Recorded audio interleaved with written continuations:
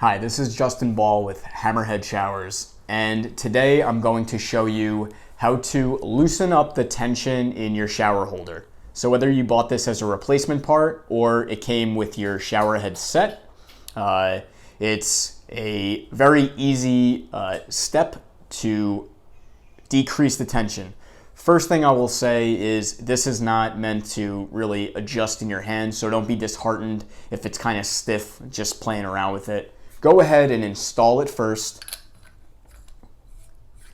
Okay, tighten it onto your shower arm, get the shower head installed, and give it a feel and see if that's too stiff. If it is, very easy step. Hold this bracket in your hand so it doesn't move, and then this large outer ring, you just rotate it clockwise. And just a little bit decreases the tension considerably.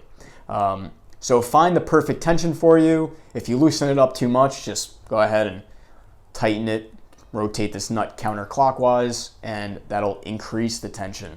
So pretty easy troubleshooting method. If for any reason this nut is really tight and you're having difficulty moving it, one, you can get a jar opener. That grip will help you to loosen that up, or a wrench, but just make sure you use a cloth so you don't strip this finish.